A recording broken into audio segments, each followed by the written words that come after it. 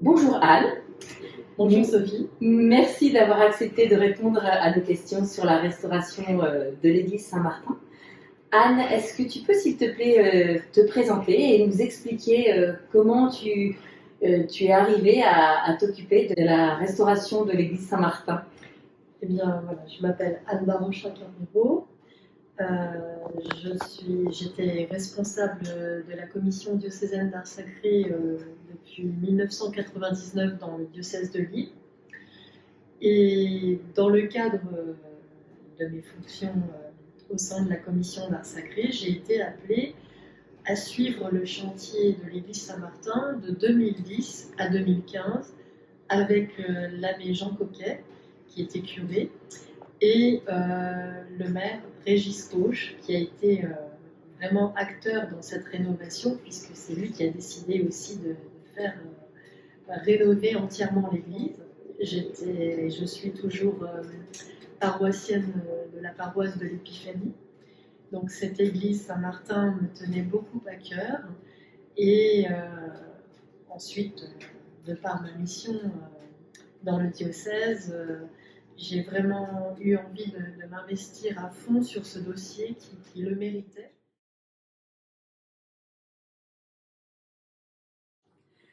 Anne, peux-tu nous expliquer quelle a été ta mission sur ce chantier?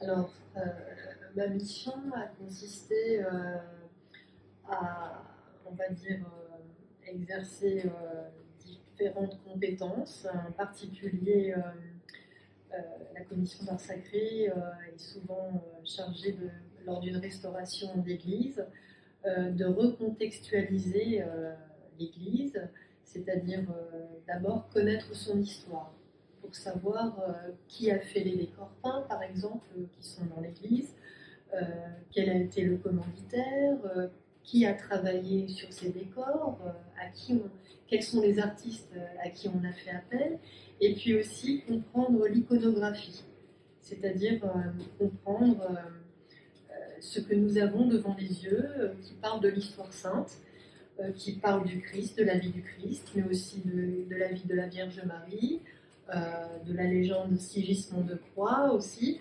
Donc c'est voilà, rentrer vraiment dans l'âme de l'Église, dans l'histoire de l'Église, afin de mieux cerner dans quel édifice nous sommes. Et pour cela, donc, je suis allée aux archives diocésaines, qui conservent énormément d'archives sur l'église Saint-Martin. Et j'ai découvert que donc, Charles Le Roy avait réalisé cette église au XIXe siècle, juste avant la cathédrale Notre-Dame de la Treille, donc c'est pas rien, on a quand même un très grand architecte qui a réalisé sa première église dans un style néogothique à croix. Donc recontextualiser, ça c'était important, l'histoire, mais aussi revoir l'espace liturgique avec mon collègue Gilles Dara, qui est architecte intérieur. Dans la commission d'art sacré, nous avons à cœur, lorsqu'il y a une rénovation d'église, de repenser l'espace liturgique. Et ce n'est pas le tout de tout rénover dans une église. Si on met effectivement 5 millions, la mairie a mis 5 millions d'euros sur la restauration de l'édifice, et c'est magnifique.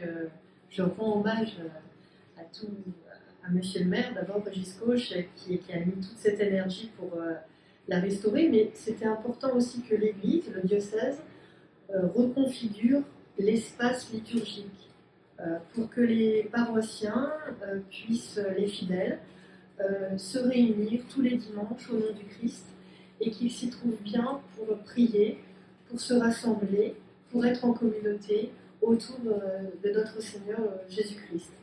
Et donc, l'action que j'ai eue en particulier sur cette église, voilà, c'était après de suivre le chantier de A à Z pendant 5 ans. Ça a été un énorme travail, mais inoubliable, vraiment.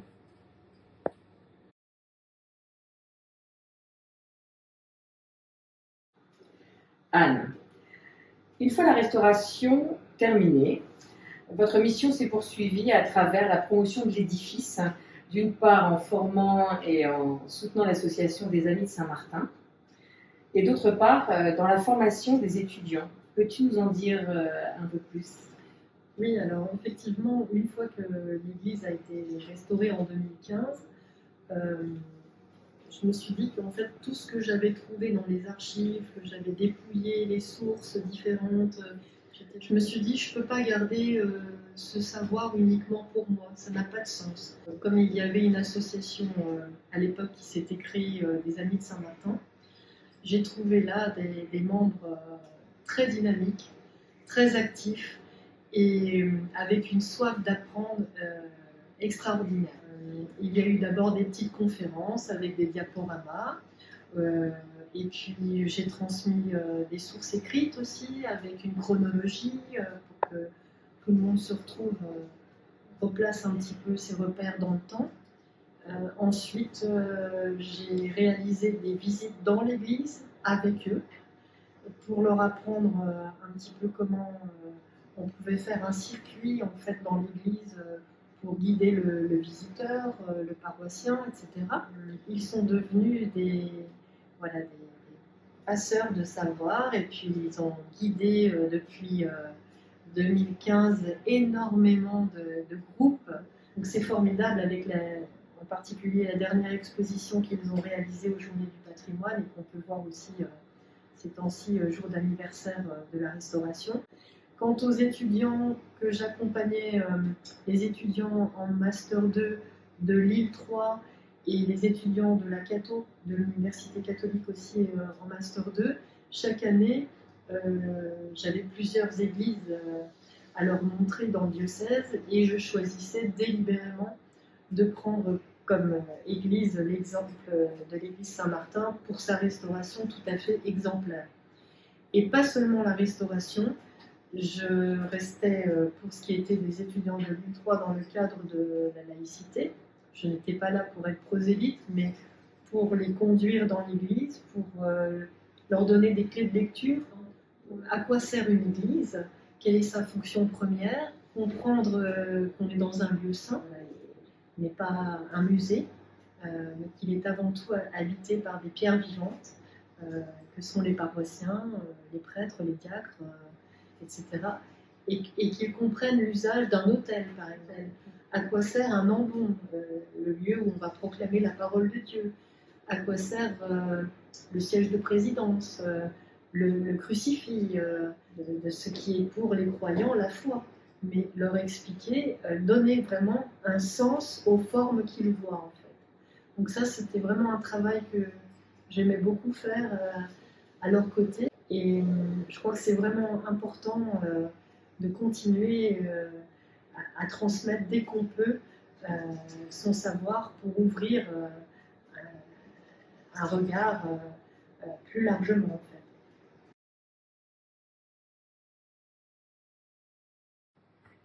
Anne, envisages-tu un futur pour la promotion de cette église ou plus généralement pour le patrimoine sacré? Quelle action pourrait être menée au sein de la communauté et du doyenné par exemple? Je pense qu'elle a déjà beaucoup de chance avec, grâce au guide de l'association des Amis de Saint-Martin qui l'anime tous les mercredis matins, tous les samedis matins aux horaires de marché. Pour la promotion, évidemment, si cela était possible, je pense qu'ouvrir l'église plus souvent permettrait encore plus de connaître ce patrimoine formidable. Mais actuellement, je sais que c'est difficile. Donc ouvrir une église à tout vent, ce n'est pas possible. Ça veut dire que si on ouvre plus l'église, il faut trouver des moyens humains, des bénévoles qui vont se relayer pour ouvrir tel ou tel jour, à telle heure. J'espère qu'on pourra trouver dans les années à venir des forces vives pour ouvrir plus souvent les églises. Anne, si tu avais un coup de cœur, un trésor caché à recommander à nos visiteurs, que proposerais-tu? Alors, un coup de cœur, je pense tout de suite à la peinture murale qui se trouve de Transo, du peintre de l'école Saint-Luc qui a travaillé dans un style troubadour. C'est dans le bras du transept où se trouve la légende de Sigismond de Croix. Il y a aussi, si on suit la légende de Sigismond de Croix, le rappel de la mémoire de la Grande Guerre, 1914-1918. Le curé Georges de Cock, en 1926, a commandé une peinture qui rappelle la guerre 14-18. On voit les canons, la grosse Bertha en arrière-plan, et les barbelés, les poilus avec leurs baïonnettes. Et puis on voit aussi une procession vers la chapelle du Croquet. Et on voit le commanditaire, le curé, Georges de Cock, qui est à la tête de cette procession. Et j'aimerais que les gens qui vont profiter de cet anniversaire des 10 ans de rénovation de l'église Saint-Martin puissent, plus que jamais, en cette période où on célèbre le 11 novembre l'armistice, se souvenir aussi de tous ceux qui ont perdu la vie au nom de la France. Et puis le trésor caché, alors il y a plein de trésors. Ce qui fait l'âme de cette église, comme dans toute église partout ailleurs dans le monde, tout simplement c'est se retrouver autour du Christ. Alors je me dis souvent le Christ est invisible à nos yeux, mais il est dans cette église par la croix de mission que nous avons placée symboliquement qui surplombe l'autel. Mais voilà, j'aimerais que ce trésor caché qui est invisible à nos yeux, c'est le Christ. J'aimerais qu'il soit partagé pour tous ceux qui rentrent dans cette église, qui trouvent le chemin du Christ. Voilà, tout simplement. Anne, merci d'avoir fait revivre cette histoire, ces 5 ans de restauration. Et merci.